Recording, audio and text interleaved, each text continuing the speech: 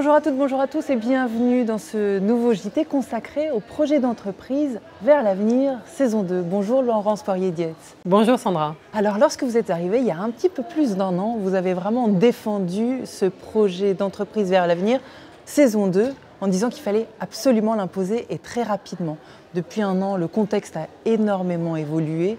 Évidemment, on peut penser à la guerre en Ukraine, au prix des matières premières qui a nettement augmenté et plein d'autres contingences locales. Est-ce que vous avez la sensation que vous avez réussi à tenir le cap ? Alors, écoutez, on ne pouvait pas imaginer il y a 1 an qu'on aurait un tel changement du contexte avec tout ce que vous venez d'évoquer, dont les prix du gaz, clairement, c'est ce qui nous impacte le plus. Mais finalement, avoir un projet organisé, dont on avait commencé le déploiement dès septembre dernier, dans les équipes, au plus près du terrain, ça nous donne le cap. Et 1 année après, on a déjà fait beaucoup de choses et on sait ce qu'il reste à faire et on a avec nous ce projet, ces actions, qui finalement, quand on le regarde, on se dit, tout y est, voilà. Et c'est bien plus rassurant, bien plus facile, même s'il y a la tempête et que ça bouge, eh bien on garde notre cap et on est engagé dedans.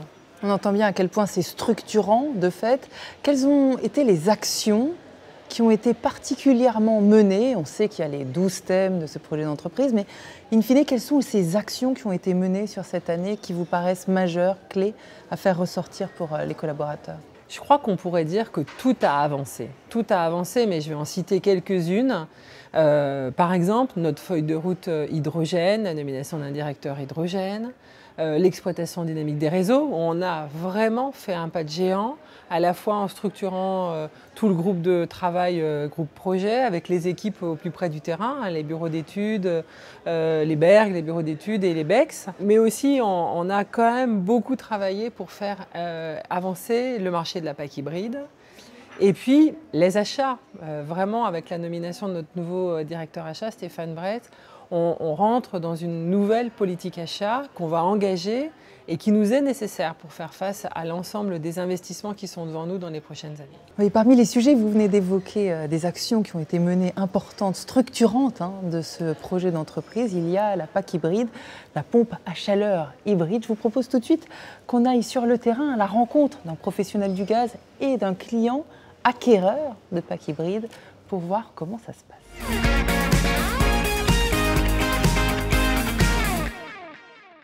Bonjour, je m'appelle Pascal Housset, je suis avant tout chef d'entreprise, donc artisan chauffagiste. J'ai une entreprise en Seine-et-Marne qui s'appelle Realiterm, que j'ai créée il y a 28 ans maintenant, une douzaine de personnes. Et je suis également donc, le président de l'UMGCCP, donc c'est l'Union métier du génie climatique, couverture, plomberie, au sein de la Fédération française du bâtiment. Nous sommes en présence d'une pompe à chaleur hybride gaz. Donc c'est composé de 2 éléments. Donc comme vous pouvez le voir derrière moi, donc il y a la partie extérieure, donc il y a la partie pompe à chaleur proprement dite, qui récupère les calories sur l'extérieur. Et ensuite à l'intérieur de l'habitation, vous avez un module intérieur couplé avec une chaudière à gaz à condensation, dit THPE, et qui permet d'assurer cette combinaison pompe à chaleur, chaudière gaz, condensation en fonction des températures. La pompe à chaleur hybride gaz, c'est le meilleur des 2 mondes. On va avoir le fonctionnement avec la pompe à chaleur en tout électrique jusqu'à 0 degré. Ensuite, de 0 à -5, on va avoir une combinaison des 2 systèmes électricité et gaz, pompe à chaleur et système THPE. À partir de -5, on va avoir la chaudière qui va prendre le relais pour assurer le confort de l'habitation. Les avantages sont nombreux pour le client lors de l'installation d'une pompe à chaleur hybride gaz. Tout d'abord, c'est d'ordre financier.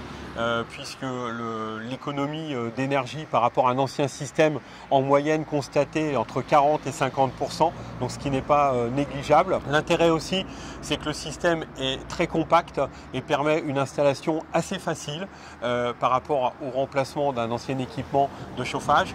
Et puis, ça permet de conserver dans la plupart des cas les anciens émetteurs, ce qu'on appelle plus communément les radiateurs. Voilà, peuvent être conservés puisqu'on va travailler avec un système dit haute température qui ne nécessite pas de grosses modifications lourdes de l'installation finalement. Eh bien, je vous propose d'aller découvrir l'installation chez un client. Bonjour Anne Delabarre, vous allez bien? Ça va et vous? Ça va très bien, merci. Et bien du coup, comment ça se passe depuis l'installation de la nouvelle machine Eh bien, écoutez, depuis, on a une chaleur diffuse dans toute la maison. On a gagné en confort, en énergie, ce qui est loin d'être négligeable, à presque 40% de moins sur la note annuelle. C'est vraiment une très, très bonne installation. Et puis vous avez eu des aides aussi Oui, on a pour eu cette des aides, installation. tout à fait. Le fournisseur nous a, lorsqu'on a fait la demande, à la fin de l'installation, nous a donné 5 000 €, ce qui a été très appréciable au niveau de la note, pour la note. Puis vous avez pu financer ces travaux également avec un prêt à taux zéro. Un prêt à taux zéro, Ouais. ce qui est aussi très bien, quoi. Un bon avantage. Ouais. Et en plus, on a l'avantage, c'est que ces solutions sont compatibles gaz vert. Oui. Donc c'est intéressant, puisque il me semble en plus qu'on a un site de production à proximité. Hein. Oui, à moins de 5 km, un site de méthanisation s'est installé. Et bon, franchement, on ne savait pas au départ, mais maintenant c'est vraiment très très bien. Oui. On peut dire qu'on est en circuit court. Très court. Voilà. Eh bien, merci pour votre accueil. Je vous en prie, avec plaisir. Laurence, on vient de voir un reportage donc, sur la PAC hybride. C'est quelque chose d'important, la PAC hybride. Il y en a 4 à 5 000 qui sont installés chaque année. Est-ce que c'est beaucoup, pas beaucoup? Et comment on l'envisage dans l'avenir? Alors la PAC hybride, c'est vraiment un produit qu'on envisage avec un développement très important. Quand je dis nous, c'est tous les scénarios énergétiques, et nous, et le nôtre aussi, prévoient des millions de PAC hybrides à horizon 2050. Et effectivement, quand on part de 4 à 5 000 posés tous les ans, on n'est pas du tout dans le rythme qu'il faudrait avoir. Il faudrait en poser 100, 120 000 par an. Donc c'est pour ça qu'aujourd'hui on a un très gros travail à la fois auprès des installateurs.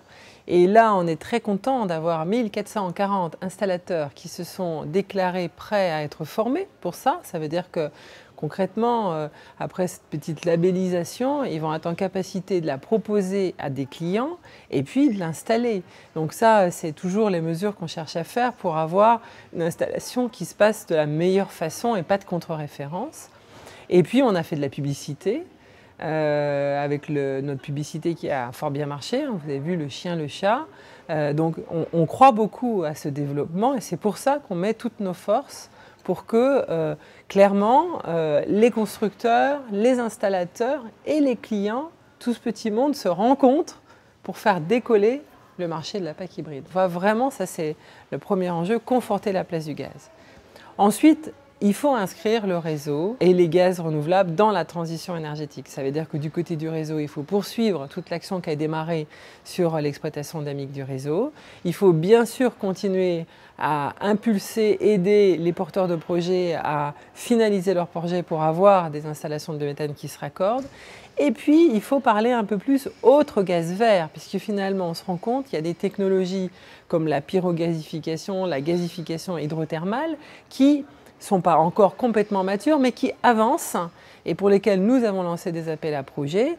Et donc, on va les suivre de près parce que finalement, ça va constituer des nouveaux gaz verts assez vite qui vont être en injection dans le réseau de GRDF. Et puis, parmi les enjeux, il y a certains qui sont des enjeux immuables sur lesquels vous voulez encore et encore miser. Oui, la sécurité avant tout. C'est le socle, c'est notre ADN, le socle d'une activité pérenne sur laquelle on peut s'adosser pour empiler finalement ce qui est devant nous, la transformation du réseau en mode plus dynamique, l'injection et le raccordement des nouveaux sites de biométhane. Voilà, ça c'est impératif. Alors GRDF, pour affronter, pour s'engager vers l'avenir face à tout ce contexte chahuté dont on parle, a des atouts. De quoi s'agit-il? On a de nombreux atouts. D'abord, on a un système régulé. Le tarif, il est régulé. Donc, on a un modèle économique qui est, je dirais, organisé. Ensuite, on a un réseau qui appartient aux collectivités locales, qui a beaucoup de valeur. Et c'est un réseau sur lequel on investit beaucoup. Troisième, c'est justement les collectivités locales. On a leur plein soutien parce que d'abord, elles savent quelle est la valeur de ce réseau, dont je parlais à l'instant, mais aussi elles sont très engagées dans la transition énergétique sur leur territoire, avec l'économie circulaire que peut procurer la production de biométhane.